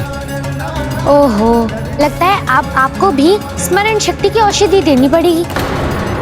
आप ही ने तो इसे गौरी दीदी को दिया। मुझ तक पहुंचाने के लिए, ये कहकर कि इसे मैंने अर्जित किया है। मुझे तो बाहर जाना था और गौरी बिटिया से तो मैं मिला भी नहीं। जाने का साधन नहीं था तो मुझे लौटकर आना पड़ा, और लौटकर आया तो देखा कि इस मूर्ख के कारण मुझे देर हो गई और इसने तुम्हारी साड़ी बाहर फेंक दी। तो फिर ये मेरे पास कैसे पहुंची? और कैसे? प्रभु जगन्नाथ जी की ही कृपा से। प्रभु ही अपने भक्तों का सदा ध्यान रखते हैं, और मुझे तो लगता है इसमें भी प्रभु की ही कोई लीला है, क्योंकि जैसे भक्त अपने भगवान को प्रसन्न रखने के लिए सब कुछ करते हैं, वैसे ही भगवान भी अपने भक्त की प्रसन्नता का पूरा ध्यान रखते हैं, और उनके मेले वस्त्रों के पीछे भी अवश्य उनकी ही कोई लीला है। अच्छा जी, तो प्रभु के लिए दिए नए वस्त्रों के स्थान पर पुराने वस्त्र पहनाने की अपनी धूर्तता को ढकने के लिए ये प्रभु की लीला का बहाना बना रहा है। पुजारी है, किंतु मन कितना काला है इसका। अर्थात मेरा वस्त्र वहां से उठाकर गौरी दीदी को देने वाले स्वयं प्रभु जगन्नाथ जी हैं। तो आप ही बताइए प्रभु, वो आप ही थे ना जिन्होंने मेरी साड़ी गौरी दीदी तक पहुंचाई? तो फिर आप मुझसे मिलने क्यों नहीं आए? मुझसे बात क्यों नहीं की? आपको इस नन्ही से बेला से बात करना अच्छा नहीं लगता क्या? बोलिए बोलिए। आप चुप क्यों खड़े हैं? बोलिए ना, वो आप ही थे ना?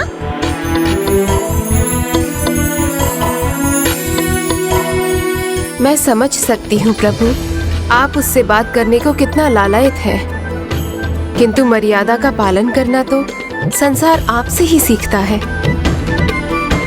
बोलिए ना प्रभु, उत्तर दीजिए ना। मेरी सहायता कर सकते हैं, किंतु मेरे सामने आकर मुझसे बात क्यों नहीं कर सकते?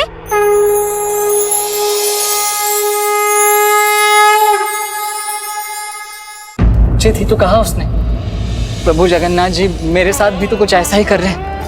मेरे कष्ट अपने ऊपर ले लिए, मुझ तक एक भी कोड़े का कष्ट पहुंचने नहीं दिया, किंतु इसमें उन्हें कोई समस्या नहीं कि मैं यहाँ उनसे भेंट करने के लिए प्रतीक्षा कर रहा हूँ, तड़प रहा हूँ, और वो नहीं आ रहे। मैंने कहा था ना, प्रभु की लीला समय से पहले कहाँ समझ आती है, किंतु बेला समझ गई थी। उसके प्रभु उसकी सहायता कर रहे हैं, इसलिए उसने प्रभु से बस एक ही प्रार्थना की। कैसी प्रार्थना की उसने? प्रभु के दर्शन पाने की? नहीं। उचित है फिर, यदि आपको मुझसे बात नहीं करनी तो मत कीजिए, दर्शन नहीं देने मत दीजिए। मैं प्रतीक्षा करूंगी और आपको मेरी सहायता करनी पड़ेगी। मेरे प्रभु कुछ कहते क्यों नहीं मुझसे? मैंने इतना कुछ पूछा, इतना कुछ कहा, फिर भी उन्होंने एक शब्द भी नहीं कहा मुझसे। किंतु मैं जो कह रही हूँ वो ये सुन तो पा रहे हैं ना पुजारी जी?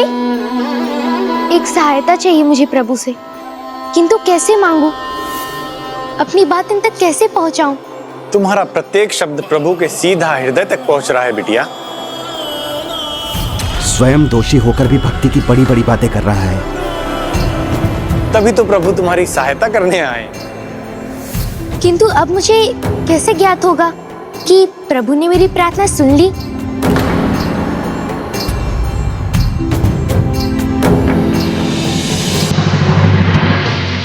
ये लो बिटिया, इन बैजंती पुष्पों को प्रभु के चरणों में चढ़ाकर मांग लो तुम्हें जो मांगना है।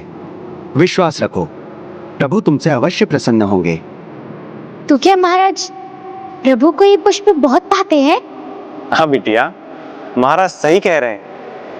प्रभु को पुष्प प्राप्त कर आनंद मिलता है, और वैजंती पुष्प तो उन्हें विशेष रूप से भाते हैं।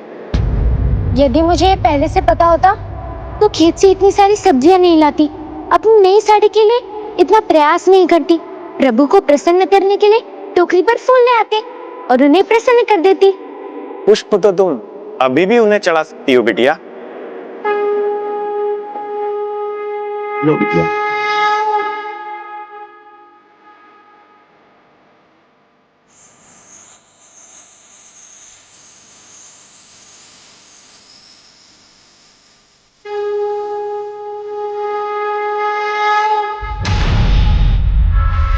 आपकी इन चिकनी चुपड़ी बातों में ये बालिका तो आ गई, किंतु मैं नहीं आऊंगा। एक बार इसे यहाँ से जाने तो दीजिए, फिर आपसे निपटूंगा। हे प्रभु, अगली बार आऊंगी ना तो आपको प्रसन्न करने के लिए ढेर सारे पुष्प ले आऊंगी, किंतु आज महाराज के दिए पुष्प ही स्वीकार कर लीजिए।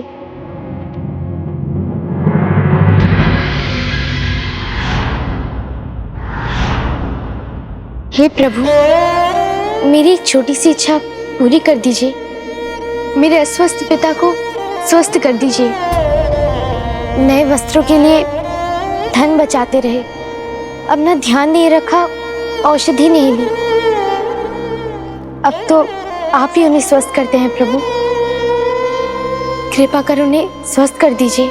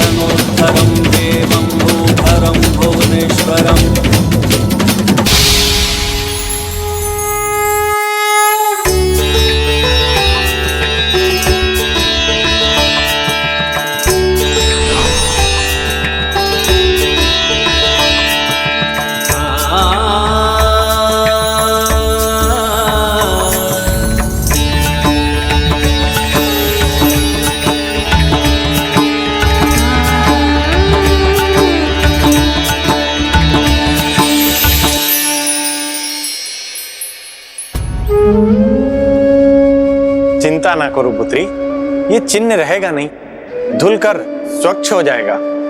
और फिर वस्त्र कितना भी नया क्यों ना, धूल मिट्टी तो उसमें लग ही जाती है।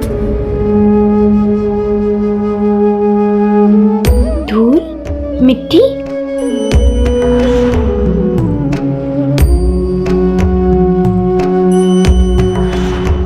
फिर पहले कैसे बची रहेगी मेरी साड़ी? उस पर धूल मिट्टी क्यों नहीं लगी? यहाँ आने से पहले मैं अपने खेत पर थी, वहां तो चारों ओर कीचड़ ही कीचड़ था, फिर वहां क्यों कुछ नहीं हुआ?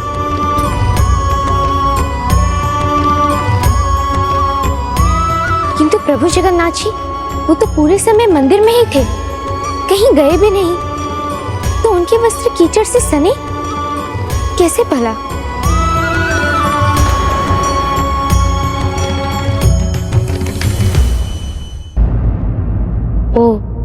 लगता है प्रभु मेरी सहायता के लिए वहां आए थे, मुझे कीचड़ और कांटों से बचाने। इसी कारण उन्हें अपने वस्त्रों का ध्यान ही नहीं रहा होगा।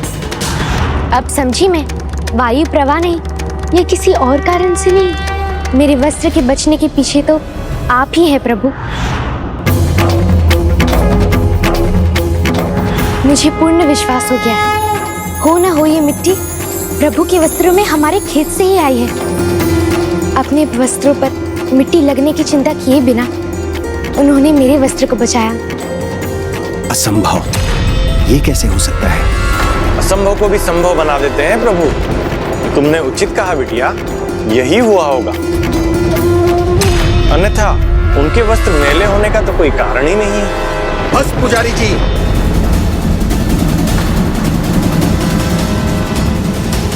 बहुत सुन चुका आपका अनर्गल प्रलाप। मैं अपने प्राण बचाने के लिए इस बालिका को मिथ्या ज्ञान दिए जा रहे हैं, कुछ भी इसके मन में भरे जा रहे हैं आप। नहीं महाराज, ऐसा नहीं है। इस सत्य पर विश्वास करना कदाचित कठिन है, किंतु प्रभु की कृपा तो उनकी इच्छा में ही बंधी है। अच्छा, तो ये सब प्रभु की इच्छा से ही हो रहा है। उनका मन हुआ इस बालिका के खेत में जाएं, तो वहां पहुंचकर उन्होंने अपने वस्त्र मैले कर लिए। उनका मन हुआ इस बालिका के वस्त्र बचाने का, और वो वहां पहुंचकर इसके वस्त्र बचाने के लिए अपने वस्त्र फड़वा लिए। यही कहना चाहते हैं? होने को तो कुछ भी हो सकता है महाराज, भगवान अपने भक्त के लिए। बहुत सुन चुका मैं। अपने अपराध को छिपाने के लिए आपने सभी सीमाएं पार कर दी हैं। मंदिर में, वो भी प्रभु के सामने झूठ बोलकर, इस नन्ही बालिका के विश्वास को आपने अपना ही ढाल बना लिया। लज्जा आनी चाहिए आपको। आपने जो किया है उसका दंड अवश्य मिलेगा आपको।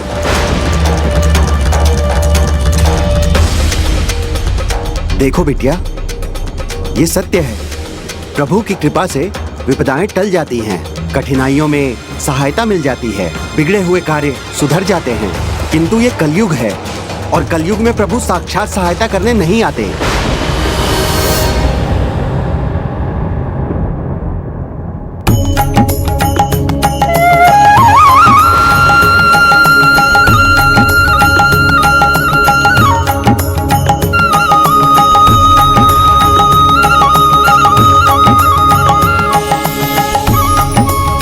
क्षमा करना, तो मुझसे गलती से टूट गए।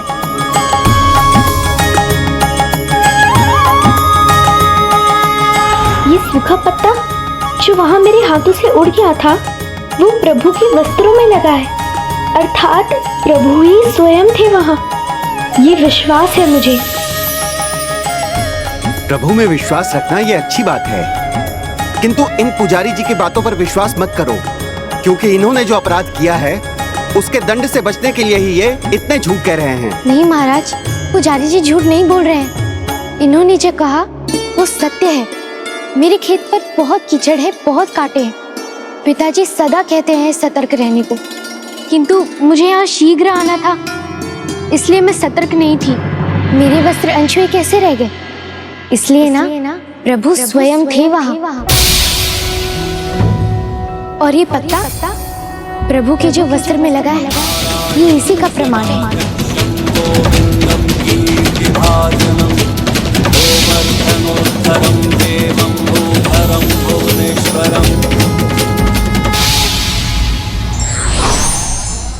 परिस्थिति कैसी भी हो, व्यक्ति को अपनी आस्था पर विश्वास बनाए रखना चाहिए।